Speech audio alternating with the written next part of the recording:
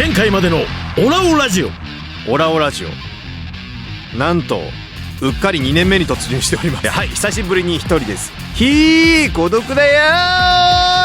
ーい。神風動画さんでもね、例えば来ていただくのももうウェルカムですし、もちろん8割方小林さんが喋ってずっと丈太郎でいられるように頑張りなさいっつって、俺もずっとディオでいられるように頑張るからやろうよ、ずっとオラオラジオ。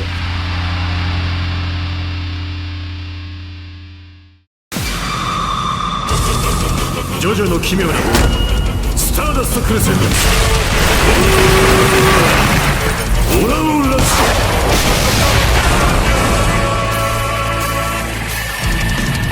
オ。この番組は荒木博彦先生原作のテレビアニメジョジョの奇妙な冒険スターダストクルセイダースのラジオである。パーソナリティは空城城太郎役の小野大輔でお届けする。ストーリー2015年日本。ジョースター家の血を引く青年空城城太郎を演じる小野大輔はスターダストクルセイダースを終えた喪失感に取りつかれていた。アニメ終了によって倒れたファンを救い、喪失感を克服するため数々のゲストスタンド使いたちを撃破し、10月のイベントザ・ラストクルセイダースに向けて小野大輔の旅は続く。この番組はスピードワゴン財団の提供でお送りします。Go West。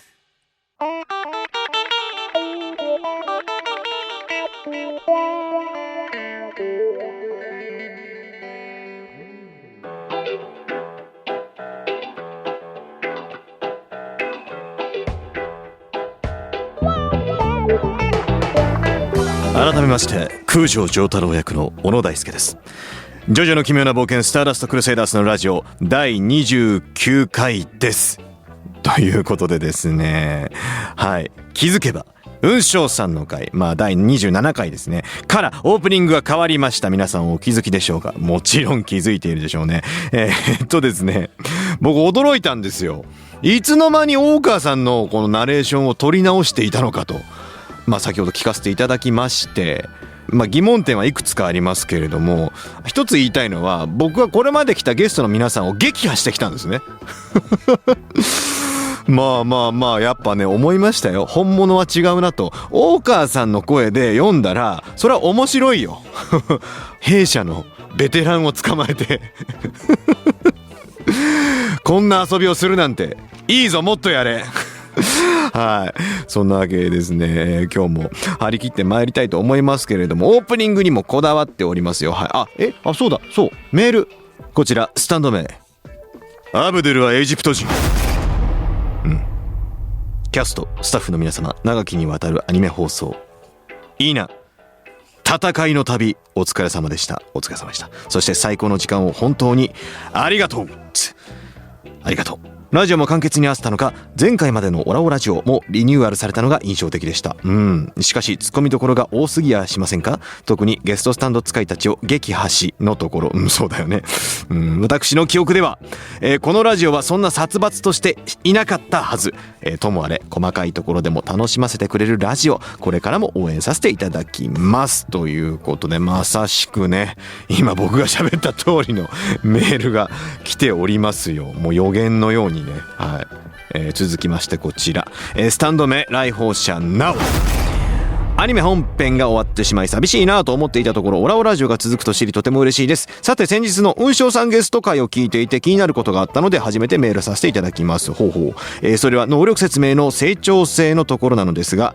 何度聞いても成長性 EFGG と聞こえるのです。 EFGG。小野さんも雲翔さんも全く触れないので初めは気のせいかと思ったのですが、確かに GG と言っているのです。さすがジョセフ、お茶目なところも大好きだっつと思いましたとさ。嘘でしょ。聞いてみます。じゃあ聞いてみましょう。石塚雲翔、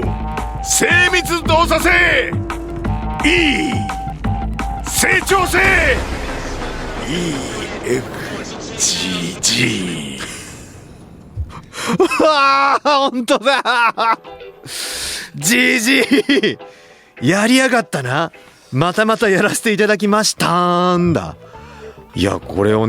とっ捕まえてですよ、成長性もなくなっちゃったんですかみたいなですよことを言っちゃったかもしれませんけれども、うわしてやられた。ちょっと今度聞いてみますね。じゃあ雲翔さんにあれわざとだったんですねって、って絶対覚えてないと思いますけれども、またゲストに来るかなつうかあの人の番組が始まるかもしれませんね。はい、それもね楽しみに待っていたいと思いますけれども、いや本当にねオープニング贅沢ですよ。もう本当ネタ満載、オープニングにこだわっているオラオラジオなんですけれどもですね、オープニングにこだわりがあるといえば今回のゲストさんです。ご紹介しましょう。ジョジョの奇妙な冒険シリーズのオープニングを手掛けていらっしゃる神風動画さんからこのお二方です。三崎純平です。オープニングのディレクターを務めさせていただきました吉部直樹です。よろしくお願いします。はい、というわけで神風動画さんから三崎さんと吉部さんに来ていただきました。ジョジョレイディオにもね、お二方、ご出演されたということで、今回のオラオラジオでは、初の第3部の方のオープニングの話をするということでですね、なんて言うんでしょうね、このラジオから入ってきているジョジョファンも実はいたりするのでですね、なんかこうそのオープニングに込めた思いとか、ちょっと詳しく聞かせていただければなというふうに思っております。よろしくお願いします。お願いします。いやそもそもなんですけれども、なんか水崎さんは、3部のプロデューサーであり、1部のディレクターを担当されている。そうですね。そして吉部さんは2部&3部ディレクターということで、これでもこう音だけで聞くとどういうお仕事されているのかっていうのがリスナーさんもしかしたらわからないかもしれないんで、どういうところを担当されてるのかって聞いてもいいですか？そうですね。じゃあ水崎さん。3部プロデューサー1部ディレクターってこう紹介すると時系列がちょっとおかしいんで、時系列で言いますと、まずやっぱりお仕事のご相談が、お電話で、水崎さんちょっとジョまで言った先方がジョまで言った時点でやりますって言ったんですなんかわかんないけど多分これジョジョだろうと思ってどうするんですかジョで始まる別の作品だったら、なんかジョ学園とかだとどうしようかなとジョジョでしたね。いやちょっとそんぐらい前のめりに若干前のめり食い気味でこのやります本当そんなノリで、まず最初にじゃあお仕事をいただいて、こういう作品のこうオープニングやってほしいんだっていうところの入り口になる。そうですね。で僕多分そういうのは割と突破口をこの会社としてこういう仕事の突破口はこう切り開くんだっていうのはまず自分で示す役みたいのを結構社内ではそういうポジションなので、一部のディレクターこういう方向性、こういう厚さとこういうネタのぶち込み方みたいなところではとはいえ結構共同でやったぐらいですね。コンテとかも吉部さんと水崎さんの共同作業ではあるけれども、なんか最初の入り口になりやすい存在と言ってもいいんでしょうかね。そうですね。立ち上げた本人なので、立ち上げた本人、どんな案件でもだから結構このタイプは初めてだなってなったら、まず自分が神風動画としてこの仕事はこう食べます食べ方をこう見せてやるっつって。そうなんだ。毒が入ってるかもしれないし毒が入ってるかもしれないしなるほど。なので一部のディレクターで、もう一部でもうコンテって形で吉部にも参加してもらって、分かったでしょってことで、だからそこで2部はもうお話の中でも物語の中でももう世代が変わってて、孫の世代みたいになってたりするので、雰囲気も変わるし、漫画の原作も雰囲気だいぶ変わったから、そうですね。示した感じで、さあどうぞっていう風にお渡しするという、でそれを受け取った吉部さん、2部3部ディレクターというポジションになっていますけれども、じゃあ1部の時からも土台を作っていって、そして2部のところで、ディレクターとして、そうですね、引き連れてジョセフとしてというか、ジョセフとしてそしてジョー太郎としてっていうところで、ここでもじゃあなんかそういう魂の受け渡しみたいなところがあるわけですね。そうですね。いやちょっともうすでにですよ、神風動画さんにもなんかその血の、魂のこの血脈がね、感じられるわけなんですけれども、そもそも神風動画とはというところをちょっとお聞きしたいので、今度こちらのメールを読みたいと思います。スタンド名スタイリッシュ。オープニングを見るたびに神風動画ってすっごいなと思ってたのですが、ある日ちょっと調べてみると、僕が持っているドラクエの 1,2,3 のオープニング映像も神風動画さんが作っているということを知って、さらにびっくりです。ここまでハイクオリティな納得感のある映像が作れるのは正直すごいと思うのですが、一体何人ぐらいでどんな雰囲気で作られているのでしょうか、というメールをいただいております。はい、早速ね、今出たドラクエ 1,2,3 はディレクター僕ですね、これ。あ、ドラクエ 1,2,3 って結構世代的には古いものなので、多分本当に社内でこの3つを本当隅々まで知り尽くしてるの僕ぐらいだったんですよ、年齢的にも。ああ、そうかそうか。まあ自分が、まあでも先ほど申し上げました通り、その最初にこの作品はこう切り裂こう、こう切り開こうみたいなのを自分こう食べようっておっしゃってたやつですよね。1、2、3はまさにそれでしたね。こういうものが来たらこうやるんだよっつって、で後のドラクエが来たら皆さんでやってねみたいな。へえ。なんか世代を超えてというか、積み重ねていってるわけじゃないですか。1、2、3と。だから僕ぶっちゃけオープニングですごく印象的だった一部のオープニングで言うと、やっぱ最初にコマでそのジョジョの歴史っていうのを見せるじゃないですか。パパパパパパって、あの瞬間でもうすでに感動してる自分がいたんですよね。うわーって、そうだよ、ここがスタートになって、ジョジョの歴史が積み重ねたいくんだよっていうのが、オープニングですでに叩きつけられるんで、ああでもそっか、そういう思いがあって作られているからそうなるんですね。あれの裏話って、まあ話してみましょうか。あれは名残なんですよ。名残とあるアプローチをしようと思った名残で、ジョジョの一部の相談が来た時にこう、自分がプレゼンしたのは、ジョジョの一部なのにまずジョリーンから始まるっていう、そうなんですよね。ジョリーンから螺旋階段をカメラがガーッて上がってって、なんかこう螺旋階段回るたびに、各部の主人公、各部のね、それで遡っていくんで、それ1分半かけてやろうとしてた。イントロじゃなくてそうなんですか。曲の一番バーンの終わりにジョナサンのところにたどり着いて、彼から始まったみたいなこんなオープニングどうでしょうかって言ったらダメですってそう多分プロモーションだってますね。いやもうジョジョ好きすぎて、そうですね、一部の話が来た時にもう6部のキャラまで全部出したいと思っちゃったんですよね。ああ、それ見せられてたらね、もうどんな気持ちになったんだろう。そっからジョジョ入ると。いやだから多分そのジョジョの一部のアニメをやるぞって時に、皆さんが現代見てるジョジョのイメージと一部って全然違うから、まあ、ジョリーンとかその割と最近のジョジョの世界観、雰囲気、キャラクターから入っていって、みんなに安心させて、でも最初はこの人なんだよって言って、馬車からバーンって飛び出て馬車が飛び出るのはあれか、リオかがいいかなとか。本当でもね、全部が凝縮されてるけど、その絶対にそれを見ることによって損なわれないっていうか、本編でもあるシーンだったりもするんですけど、全部が詰まってるのに本編を早く見たいって思わせるっていうオープニングなんですよ。だからそれがすごいなっていつも思うんですよね。その名残があって最初にババババッと歴代キャラがちょっと、何秒ぐらいに縮まったんだっけ。10秒足らず10秒になりましたよね。今長田さんがもうたまらず見ようとしてiPad で再生して音入るから喋ってる途中だったからっていうぐらい、まあ長田さんもね相当好きなんですけれども、基本的にでも暴走してますね。でも神風動画さん自体がこう何人ぐらいのチームになるんでしょう。まあ会社全体はそうするに2、30人、3、40人かななんですけど、ジョジョの一部の時から今まででだいぶ増えてきた気がする。入社希望者がめっちゃ増えました。徐々に作りたいですと。そうですね。いやでもそうですよね。もう本当それで言うと、だから一部二部作り切って、3部のチームっていうのは実はそう一部二部を見て入ってきた人たちと組んでやってるたりするんですよね。すごいですね。すごいジョジョが好きですって言って一部二部オープニング見ましたっていうチームだったりするんですね、3部っていうのは。そういえばそうなんです。そうなんですよね。すごいですねそれってでその好きすぎる問題はその、好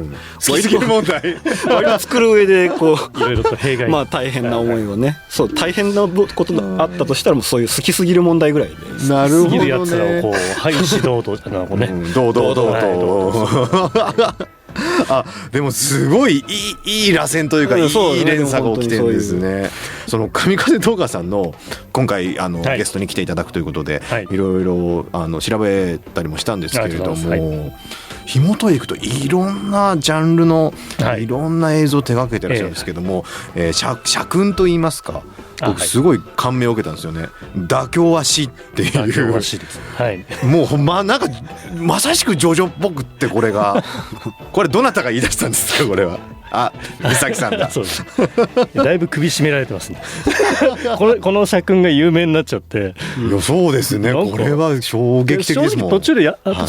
この辺でいいかなと思う仕事してて、うん作っててこの辺でいいかなって瞬間も来るんですけど、なんかあれがこうよぎったり。壁に貼ってあったり、自分で貼ったんですけどなんか結構それで首絞められてる自分も。まあでも自分に対するその枷でもあるかもしれないけれども、ある意味自分たちにクオリティを落とさないための戒めでもあるってことですよねそれが。はい、吉部君来た時ってもうそれって尺になってる状態なってましたね、はいなってた。よく来ましたねそのよく入りましたね。普通怖いと思うんですよ。でもそこでこういう優秀なそうですね。優秀なねクリエイターさんがこうふるいにかけられて覚悟のある人が来てくださる。これはいや本当ね会社自体がジョジョみたいそうなんですね。ですけれどそれは思いました、はい、そんな神風動画さんにもうたくさん来てるんですよ今回メールが、続いて読んでいきたいと思います、はいスタンド名アクアマリン。小野さん神風動画のお二人こんにちは。以前一部のオープニング作成したチームと二部のオープニングを作成したチームと、意図的に変えたとおっしゃられていたのですが、3部のオープニングを作るチームもやはり新しく編成されたのでしょうか。先ほどもちょっと触れられていましたけれども、3部のチーム一部二部見てやってきた人がたちがはいそう支えて、スタッフとしてへまあ吉部中心なんで吉部さん中心に、はい吉部さんどうでしたその変わりました制作環境として。そもそも12部で、ある種やらかしてるというかそうですもうねやらかすっていういい表現ですね、引き下がり割ともう2部の時点で初めてのディレクターでやりながら割とやりきった感すら持ってたぐらいだったんですけど、うわーお3部だ来るよねっていうところで弾が来たということで分かります。なんか一部でそのやりきった感っていうのは例えばそのよく話題に上がるんですけど一部第3話で1回最終回じゃないですか、アニメがすでにだから出し切っちゃってるんですよね。もう燃え尽きちゃってるんですよねある意味ね。であの熱量で 1,2 部作り切ったところで、じゃあ3部って3部はもう、なんならその3部っていうシリーズの中で、もっと長いし、出てくるキャラクターもすごい多いしスタンドも出るしっていうので、そうなんですよ。3部とはっていうのは割と一言でもう表せない、一部は割と決闘だったり、ディオとの因縁みたいなので、2部は割と戦闘潮流だったり、戦闘潮流波紋と柱の男たちっていう分かりやすい二軸でやってるんですけど、3部はでもなんぞやってなって旅とか旅ですよね、ジャーニーかな。だから前期オープニングはその向かっていく感じっていうのはすごいなんかでもそう考えると仲間が格段に増えたじゃないですか。そういう意味でもそう、本編とのなんかあれじゃないですか、仲間が増えて一緒に旅をし始めたっていうのが前期の一部はね本当多いね。ジョナサンとディオ・ブランドって2人だったんですけど、5人ね、3部になってからプラス1、2部はスタッフ的にはそうですね、社内では5人本当そのくらいの人数で僕は登場人物なんですよ。3部になるとね仲間増えますけれども、最初は5人ぐらいで作ったんですかあれ。そうですね。信じられない。1部2部とかそうですね。なんかもうおさらさんが今嘘だろって顔をしてます。ちょっとずつ手伝ってもらった意外とジョジョメインは本当そのくらい。ジョジョだとちょっとでもやりたい、ちょっとでも関わりたいって人がいるので、それに助けられたものありますよね。メイン5人なんですけど、ちょい噛みした人とかを入れると結構10人15人になってくるのかなって言っているっていう、で3部はでも一気に増えて、うん他社さんとも協力してみたいなところで予算がそのままなんだジョナサンとディオブランドの2人の時もうん5人プラススタンドで10人になってもうん予算はそのままそのまんまいわゆるやらかしたあれやらかしたってこれなんですよあ、そういうことなんですね。やらかしさせていただきましたですね。ああ、でも熱い。またそう本当熱いですね、そういう意味では。そこ、これがいいんじゃないか。あ、でね、もうたくさんいただいてるんで、もう一つ読みます。スタンド名、チャック・ウィルキンソン。一部でのディオに発射された弾丸を回り込むというザ・ワールドを意識した演出や2部のジョセフの茨を意識した演出など気づきにくいけどこだわった部分を紹介されていたのを聞いてすごく驚いたという記憶が残っております。はい、そこで今回聞きたいことなんですけれども、3部オープニングでのこだわり抜いたここを見てというポイントを教えてください。ということで3部オープニングなので、スタンドプラウド、も含めて、ジョジョそのうちの記憶も含めてというところで、3部のオープニングに関してはもう本当にどこ止められてもいいくらいフレーム単位で絵をもう全部どこを見ても大丈夫ですっていうぐらいにはなってるんですけど、でもやっぱり止めですみんなそう見るらしいんですよねマニアは、なんか1、2部の段階でもすでになんかそうたくさん楽しんでいただいてたようなのでまあそれぐらい力を入れてやってたんですけど、まあでもやっぱりオラオララッシュはもう本当にやっぱそこアニメーターの永田の力もあってなんかとんでもないのができちゃったな。いやでも確かに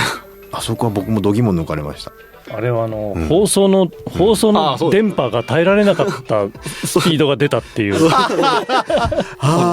ックノイズが出ちゃってだいぶブロックノイズが出る出ちゃって、そうですね、コマ落ちというかぐらいの現象が起きてしまったと。圧縮しないと再生できないみたいな。まさしく放送の限界を超えたというやらかしたっていうこちらプラチナすごいっていう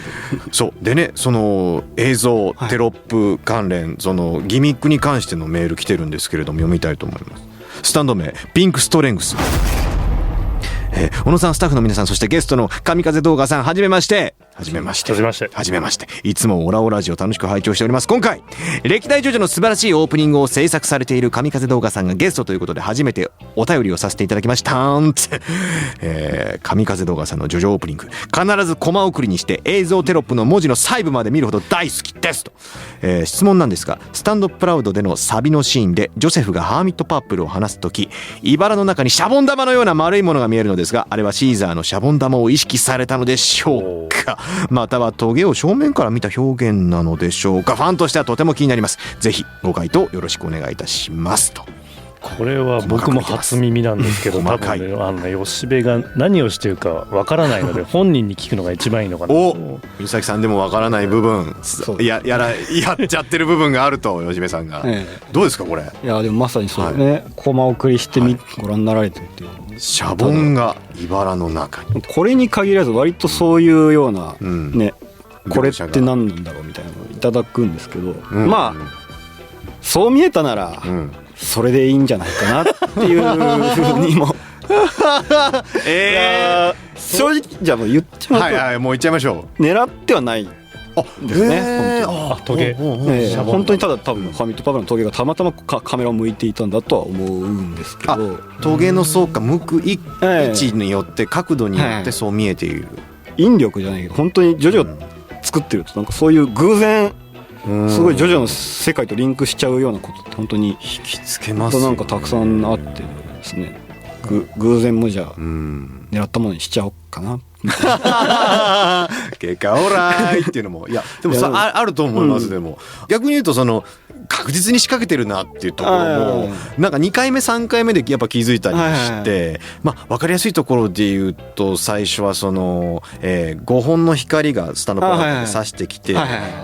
一筋ピューってくるっていうのが右から犬やんけっていうのがねそうですね、あの辺とかはもうまさしくそうだし、前期では意義出せないってだけどなんかやっぱりあの旅は意義もいてこそなんで、うんどっかに出したいと思って、あれであれだから最後ですよね。そうですね最後で加わってくるっていうのが演出として入って、彼は彼でね、どっかしらからやってきてるんだろうし、そうなんですよ。そういうなんかギミックが入ってたりとか、僕やっぱそのうちの記憶の方だとやっぱりこう差し迫ってきてシルエットになるっていう瞬間があるじゃないですか。あれって僕らその先の展開を知ってる身としては時止めだと思うんだけど、絶対悟らせないじゃないですか、初めて見る人には。あれがナイフをこう、ベベって出してあのシーンにつながっていくとは思わないし、階段とかね、階段とかね、コロナの階段、そうそうそう、なんかずれたかなとかね、登ってるシーンが止まっててとか、あと振り子のシーンはね、よくこのラジオでも話題にさせていただきましたけども、9回振られていてとか、あそこのその階段のシーンでのシルエットで影がバーッと入ってくるやつとかもなんか救衛士になってるとか、やっぱコマ送りするとね全部わかるんですけど、僕で思うんですよね。オープニングって毎回何回も見るものじゃないですか。やっぱジョジョって必ずやっぱオープニング見るんですよね。HDD に撮っていても飛ばさないで見ちゃうっていうのはやっぱね、そこ神風さんのやっぱその誰も気づかねえだろそれっていうぐらいのこだわりなのかなと思って、オープニングは飛ばさないで見てほしいっていうのは、もう本当にアニメもそうですし、ゲームの時もそうですね。プレイする前に一回見てから遊ぼう毎回っていう、やっぱそういうのは狙いますね、やっぱね。だからだ。いや、やっぱせっかく作ったもんなんで見てほしいっていう、そんだけなんですけど、でもそれ本当にユーザーとの勝負、視聴者との勝負だったりするんですよね。その飛ばされなかったら勝ちと。そして何回も見た中で後で気づいたらまた勝ちですよね。最初気づかなかったことに。でこれ僕も聞きたいんですけれども、スタンド名アブリル・ラビーンからいただいております。神風動画さんへ質問。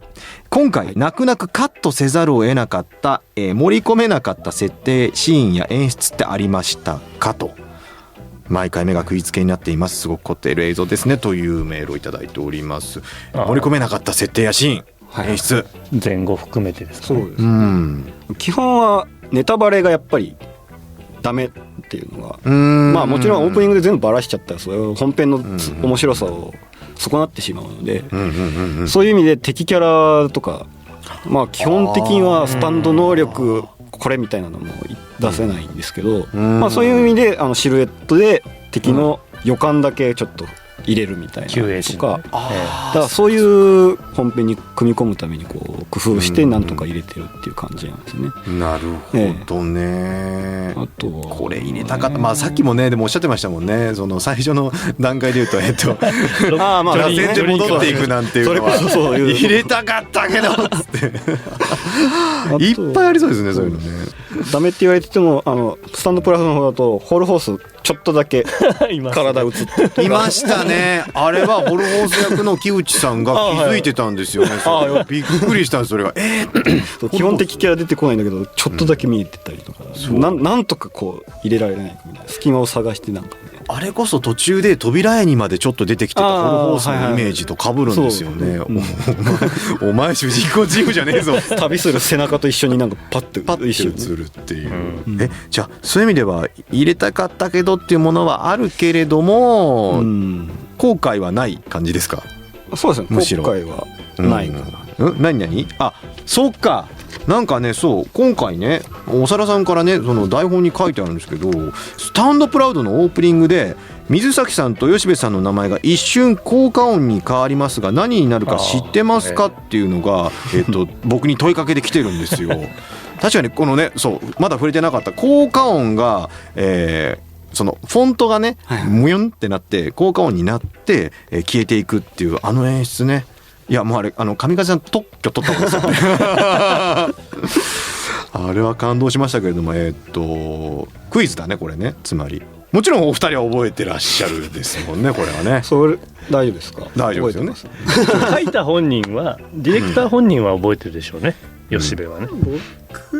怪しいいやのもしかしてむしろね、いやむしろ今そのはいはい僕丈太郎やってる身としてオラオラウジオのパーソナリティとして答えなきゃいけないわけですよ。はいはい、これ難しいですよね。だって難しいと思います。水崎さん、ヒントがあります。水崎さんはテキスタンドに関する効果音である。テキスタンはい、はい、で吉部さんはテキスタンドの攻撃を受けての丈太郎の動きに関する効果音であるというふうに書いております。じゃあもうねこれも噛んでいきます。水崎さんメギャン吉部さんグッパオンお両方、はい、両方正解。やったすごいすごいあでもヒントに助けられた部分もありますけれどもこれはどのスタッフさんをどの音にするかっていうのはなんか挙手制だったりするんですか。俺これがいいとか。社内でうん声かけられる人にはどのキャラ好きとか、歌教員好きな人だったら歌教員にまつわるものを入れたりとか、レロったりとか。そうですね、神風動画のところだけは、うん他のスタッフさんで遊びすぎると怒られちゃうかなみたいなのでうちが一番遊んでる自分のところで一番遊んでる。ああなるほどなるほど、いいだろうっつってそういう感じ僕このクイズ分かんなかったです自分そうなんだっけな祇園のパートは畳谷っていうアニメーターにも割と全振りしてやってへえるんですけど、水崎さんはじゃあメギャンのイメージだったんですねそうですね、ホルホースの出すところ、はい、エンペラー出すところの音ですね。いやこれ面白いな。遊んでますね神風さんいい意味で。最初はうん祇園が一瞬じゃなくて最初から出っ放しにしてたらうんちょっと目って言われて、一部ですね一部のオープニングの時本当に一部の時にもうスタッフクレジットをうんジョジョの音響効果とかっていうのをずっと出しっぱなしのクレジットにしたらちょっとそれはうん喜ぶ人もいればうん嫌がる方もいるのでそうダメですとへえ言われた結果うんなんかでも出したいなと思ったのでじゃあパカパカさせよう字を4枚ぐらいパカパカああでもパカパカしてたで4枚のうち1枚だけうんおふざけをすればうんバレないっていうかどうやったら音がめなし4分の1だから音がめなしかなって言ったらそれが受け始めてね。そうなんです俺と今ねちょっとオープニングアニメーションのそのスタッフさんたちの出てるところのそのテロップを今画面で出してもらったんですけど、遊びすぎですねこれ全員がね名前がメギャンだったり元の名前がなくなっちゃってます。シュキーンとかオラオラの方もいらっしゃいますしもちろんいやこれは遊びすぎだろう一部の時は、ね、その遊びダメって言われたから4枚に1枚にしたんですけど、2部からは今回も遊んでくださいって制作委員会から言われてこれはもう定番になりましたね。定番になっちゃった。これはもう神風さん本当さっきも言いましたけども特許取りましょう、ピシガシグックの人がいるいや面白いな。まあでも僕本当ね特許取った方がいいと思うことが随所にあって筆でこう殴り書きしたようなエフェクトになる時あるじゃないですか、はい、なんかそれって例えばジョジョだけじゃなくて他の作品を見させていただいた時もそういう演出されてるのがすごく効果的に使われててダイナミズムとかってやっぱ神風さんならではだなって思うんですよね、ありがとうございます、はい、大好きですあれ。ありがとうございます、でまあこれは確信かな。もう一通これ読みたいと思います。スタンド名4つのカブトムシ今までメールを送るのをためらっておりましたけれどもこの度神風動画さんがいらっしゃるとのことでいいや限界だ送るねという勢いで送りました、吹っ飛ばさないでください、1部2部のオープニングも、細かなネタ満載でニヤニヤしながら毎回楽しんでおりました。漆黒の石や2部のさりげないハーミットパープルのシルエットなど、先の部をさりげなく混ぜるのも大好きでした。今回のオープニングもいろいろ満載で、ワールドがガラスに映っている演出を知った時は鳥肌が立ちましたがしかしそれすらも伏線だったとは47はオープニングが止められた瞬間私の時も止められました。オープニング映像は2つあったこの人も随所に入れてくるまさかこんなことが起こるなんて津田監督がクラフトワークされるなんて入れてくるね衝撃でした。ちょうど歌詞が、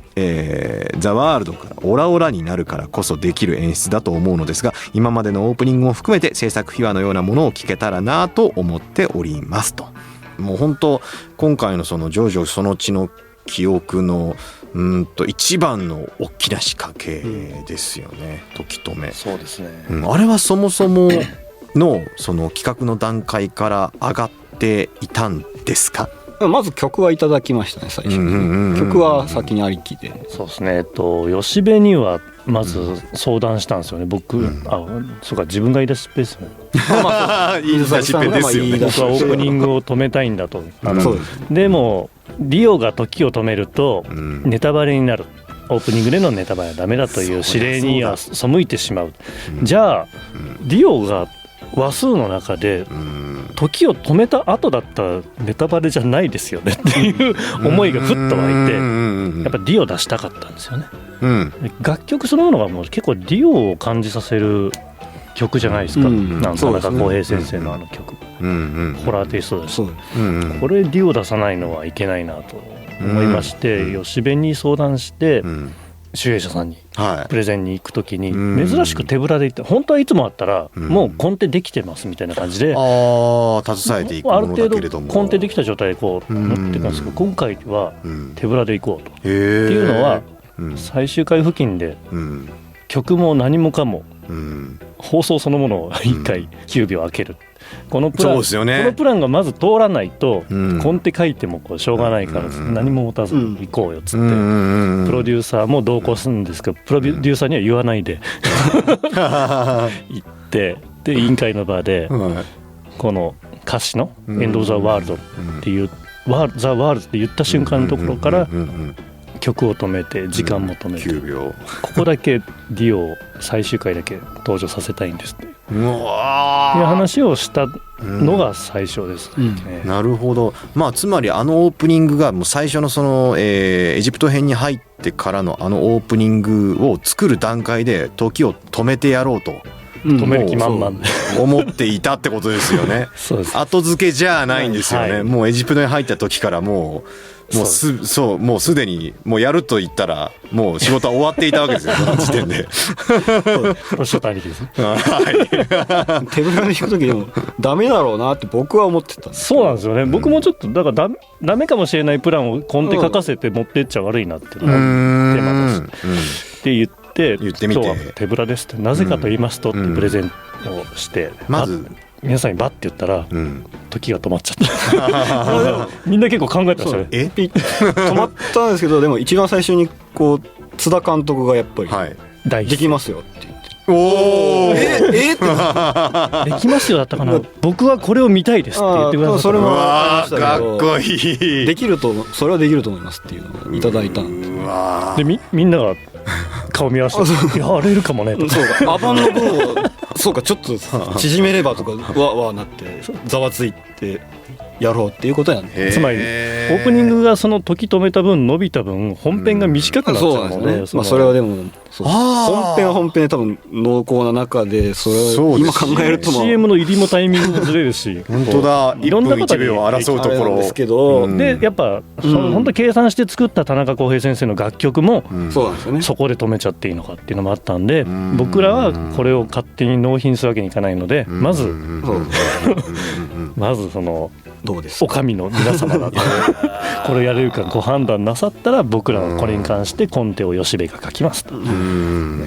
最初のあの曲もありきなんですよね、ザ・ワールド、そうエンド・オブ・ザ・ワールドからの最後のオラオララッシュっていうところにつながっていくって、あの楽曲のパワーがそうさせたってことですもんね。それもなんかある種引力だな。みんな熱すぎますオラオラの中に無駄を混ぜてきたのはもう吉部のアイデア。そう無駄も取りました。ゲームのそうなんですよ。アフレコ後に何話目だったかな、本当最終決戦の最中のある話数で、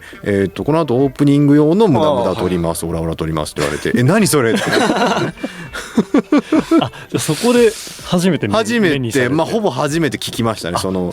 仕掛けを、こうなるんです実はつって、そう分かってるじゃないですか。分かっててもね、もうなんていうの、怖いぐらい感動しました。なんか鳥肌が立ちました。僕らはだからその当に半年前、12月頭ぐらいには2バージョン納品は終わっオープニングを収めた後で、おでも黙ってる期間がすごいスラックも楽しいみたいな。そうこれ6月くらいかなドキドキそうですよね。でもヒントはもう皆さんに出さないようにして、そうですね。語ったり解読してくださってるのを見て、バレてないって時止まるだろうとも言われてないね、最終回といえばその SE がその入るっていうのもなんか伝統というかあれっていうのもじゃあアイディア出しとかはあれはでも2部からでしたっけ？2部はまあ放送の最後ですけど、1部もソフト版ではついてたりしてるんですよ。あれはでも音響監督さんたちのそうですか、ですね、音チームか。そうです。でもディオの時止めの時の足音とかは一応その我々の納品したので一応仮でつけてたりはするんですけど、無音の空間でディオの足音あるとかっこいいなとかそういうので、足音入れないと放送事故に聞こえる止まってるからねそういうのはまあシーンと一応してるから仮で当ててはお渡ししてるんですけど、すれ違う瞬間ニヤッとするのとかがもう最高にね怖いんですよね。かっこよくてそっか、あの辺にもこだわりがあるんだ。でも昔のアニメっぽいんですよね。またその音入ってとか、あれがすごいね。あ、これアニメってこうだよって最高でした本当。ザ・ワールドを食らった時の感覚を皆さんで体験しましょうっていうのがまあ、あの瞬間ね、最終回のところとか特にあれですよね。本編のアバンがザ・ワールドって言ってオープニング始まるんですよね。あれはだから僕も知らずに本編見ててちょっと感動しすごいみんなの足並みがこうね合ってる感じがいいですよね。本当あのオープニングあってこそだと思います。あの演出って最終話とちょっと手前からオープニング演出もうあと2回しかないのに変えるとかいうことをやると、多分その世間のアニメーションファンの皆さんはまあ他作品でもうちが手がけてないものでもオープニングになんか仕掛けがあるかもしれないっつってオープニングを飛ばさない文化ができるんじゃないかなっていうのはちょっと考えました。見逃せないっていうか、約1名ねいたんですよ。飛ばしちゃう、僕のよくヘアメイクやってくれるメイクさんが、ここから見始めたんですって。アニメからその徐々に入った人で、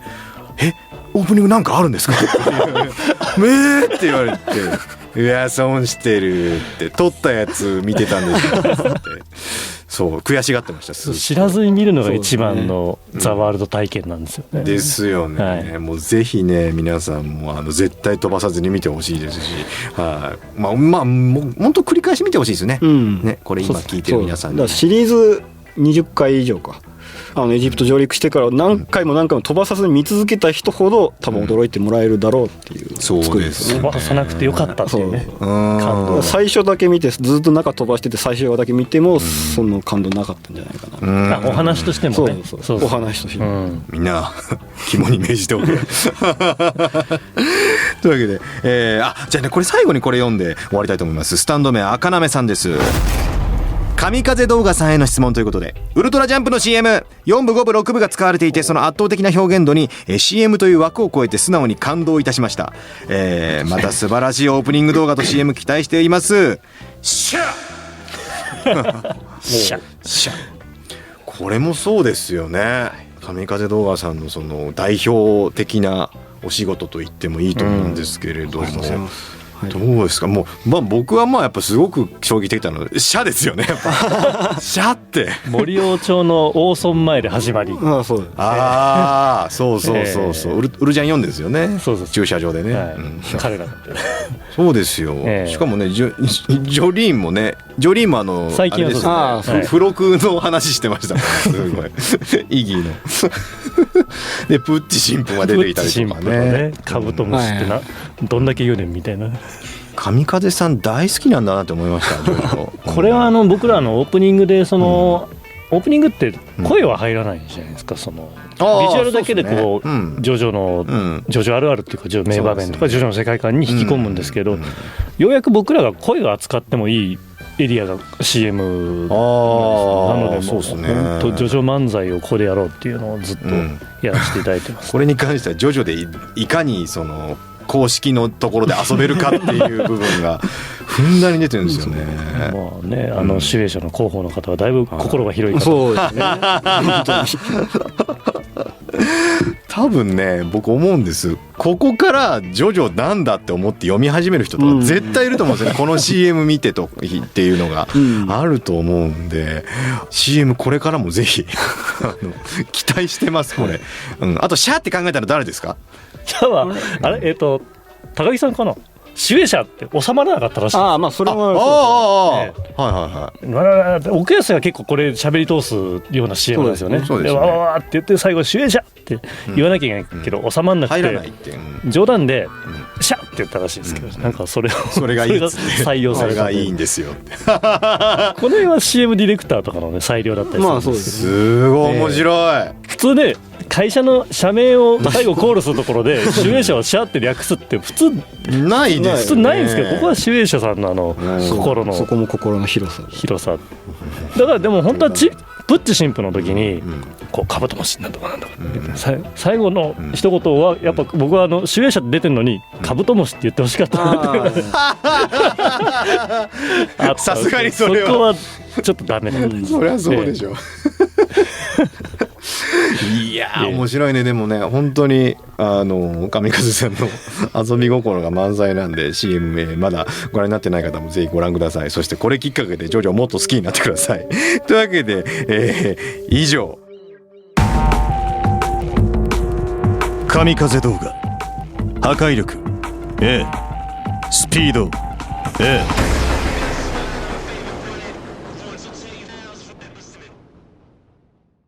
ジョジョを知ったきっかけ意外、それはジョジョの奇妙な冒険との出会いにドラマあり、作品を知るきっかけとなったエピソードを紹介していきます。というわけで今日はもちろん水崎さんと吉部さんがジョジョを知ったきっかけ聞きたいと思いますが、どうでしょう？そうまあ年齢的にはこれ実はジャンプでリアルタイムに馬王とか見てたんですけどね。見てたんですけど、はい、知ってたと、読んでた。正直ちょっとなんかグロいなと思ってバル飛ばし気味だったそのジョジョの一部とかもしかしたら飛ばしパラパラとかしか読んでなかったのかもしれないですけど、僕は無って思ってしっかり読み出したのはツェペリが鎖でブチってこう若き獅子を解き放つ時だそれ。そこのコマのもうレイアウトとか含めて収まりとかわってこれは怖いだけの漫画じゃないのかもそっから遡ってこう単行本とかで、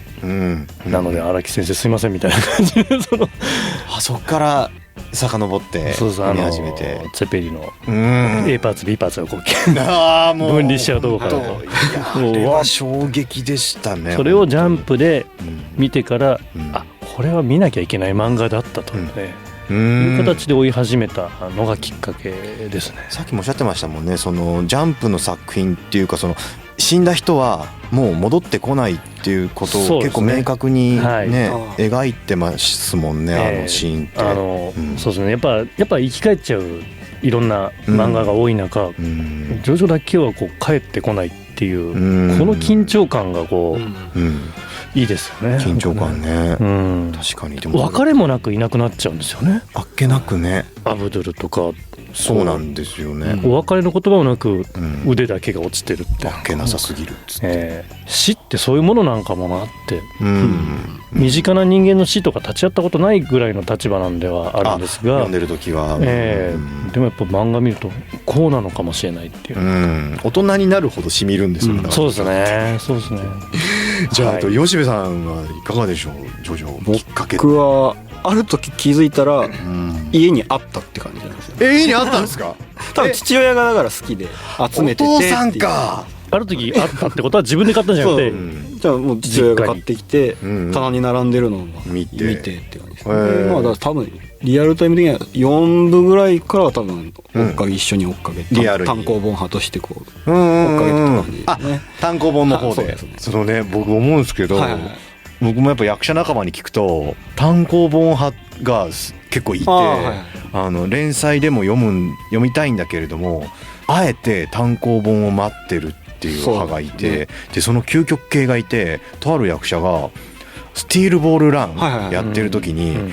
ずっと我慢してたんですって。その感じ分かります。僕もそうです。スティールボールがすごい最初だけちょっと読んだんですけど、うん待って待って全部読みました。僕もそうですね。めちゃくちゃ面白かあこれったです。スティーブのマジっすか面白いぞと思ってうん単行本ごとじゃなくてこれは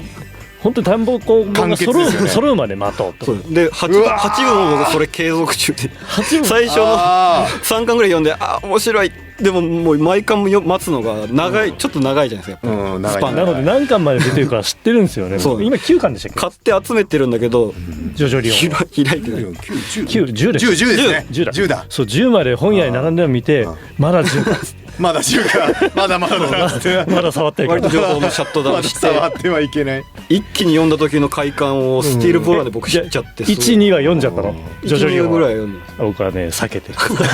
わそうだー多いかもしれないですね。そうですねなんかねうん世間にはあすげえでもよくわかる。うん続けて読みたいですもんね。うわーでもぶっ通し止まらなくなっちゃうぶっ感じ。通しで。でもやっぱりジョジョラですね。生粋の待つっていう。待つのも面白いなというのに気づいちゃった。うんジョジョってカタルシスですもんね。そういうなんか本当ピンチになってどうやったら勝てるのか分かんないっていうのを一番最後でパーンって逆転するから貯めて読んだ方がより爽快感が増すんですよね、そこの、うんいつ読みましょうか。はいこれリスナーからもいただいてるんで読みたいと思います、スタンド名チロルの森。ジョジョを知ったきっかけ、それはジョジョのアニメのオープニング。小野さんはじめまして。私の知ったきっかけ、ジョジョはもちろん名前くらいは知っていたのですが、本屋にずらりと単行本が並べられていて読むきっかけが特になくという感じだったんです。ある日のこと、友達の家に遊びに行った時、ジョジョの話題になり、友達が録画していたアニメのオープニング、かける3つ、まあこれはおそらく1部から3部を、見せられたということです。そこから友達が気づいた範囲でオープニング中での小ネタの数々がいかに素晴らしいかをプレゼンしてきました。その際、一部のオープニングで弾丸を止めて、それがザ・ワールドの能力を連想される的な後のネタバレまでされました。その時点でお気の毒に、当時は何とも思っていませんでしたが、今考えるととんでもないネタバレの数々でした。ショックだけれども、そこから興味を持ってジョジョの世界に入門し、今では私もオラオラジオリスナー、クオリティの高い作品をしっかりアニメ化してくださる皆さん、僕は敬意を表する。もう先まで読んじゃってるなこの人すごいですね、というわけでラジオに投稿されるまで、そうねになっちゃった育ちましたね、アニメのオープニングでもまず見たと。ネタバレ込みでっていうのがネタバレ込みでそれを熱く語ったお友達もよく知らないジョジョを知らない人相手に熱く話せたなっていう。そうですよねすごいですね。うわこのだからもうまさしく神風さんが作ったはいオープニングがジョジョへの入り口になっているという瞬間でございました。はいというわけで、ジョジョを知ったきっかけ、意外それはでした。神風動画、射程距離 D、 持続力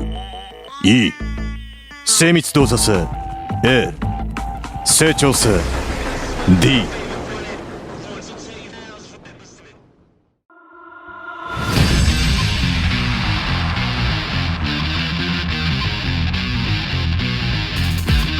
ジョジョの奇妙な冒険、スターダストクルセイダースオラオラジオエンディングです。ということで最後に神風動画さんの基本能力見ていきましょう。破壊力 A。これそうですよ、神風動画お二人に聞いて決めた基本能力ですから、破壊力は A ですか。自分がやっぱ、でもやっぱ代表を務めてる会社の破壊力は A だとかなんかあんまり言いづらいですよねいやでもねこれはね、まあみんな納得だと思いますまあジョジョのオープニングに関して言えば A のものを出せたかなと、はい、本当に。でスピードなんですけれども、スピード A、 これスピードを何に例えてるかってことですよね。バンって仕事頼まれるとか、こう打ち合わせの場でもうすでにアイデアとか演出とかバンってすぐ出るんですよね。瞬発力ですね。そうですね。で射程距離 D なんですね射程距離動物作る人たちの射程距離って何なんだろう。なんでしょうね、仕事の受けられる幅が狭いんです、多分。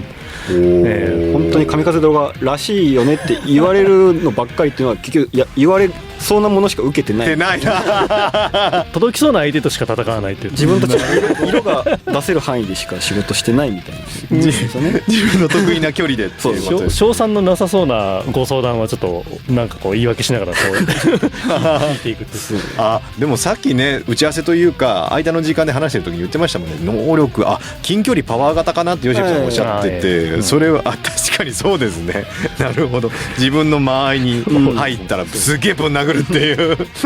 すごいパワーで、そして持続力なんですけどいいってなってますが、動画の長さ的なものってお察しの通りです。なるほど。90秒が限界かもしれない。知れないっていう90秒が最大のパフォーマンスを出せるっていうアニメのオープニングのサイズ。もらった時間の中で叩き込むだけだと。ミュージックビデオで5分とかなるとうわ長いなとか5分まあそうか。そして精密動作性 A。これね実はまあ、今日のメンツに関しては A かもしれないですね。吉部とか特に、特にジョジョに関してはもう、もう本当に1フレ単位でっていうか、1フレ単位で細かくいろんなねその要素が詰め込まれてますから、もうこれ納得の A でございます。そして成長性 D？ 成長性 D なの？いや結構もうだいぶ前からこの規模この作り方、この評価っていうところを一定を維持しちゃってて、ぐんぐん来てる感がもうないければ落ちもしない。でも、はい、ある意味だから完成っていう意味でに近い D なのかもしれないですね。なので成長性 E で止まってはいないと思うんですよね。ゆっくりこうちょっと上向いてるかなっていう。上向いていきながらも、でも落ちてはいない。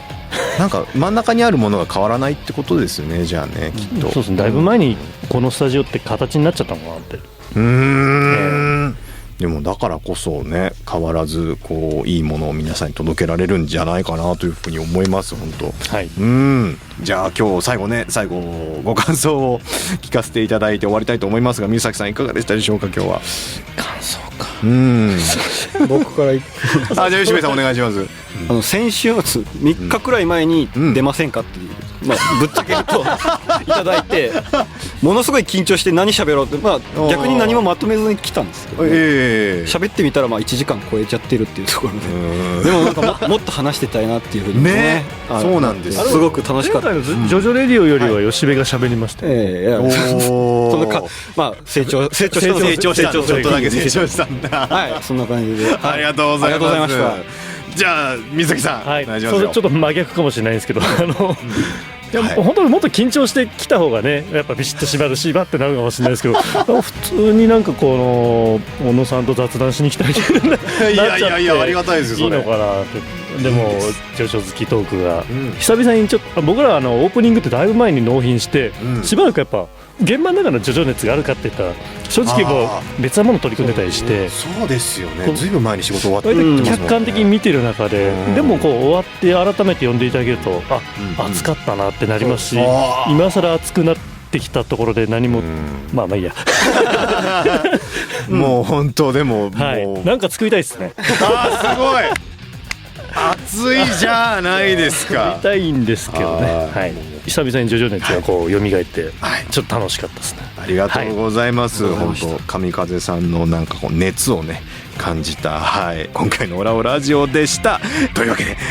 お相手は空城城太郎役の小野大輔と神風の三崎淳平と吉部直樹でした。この番組はスピードワゴン財団の提供でお送りいたしました。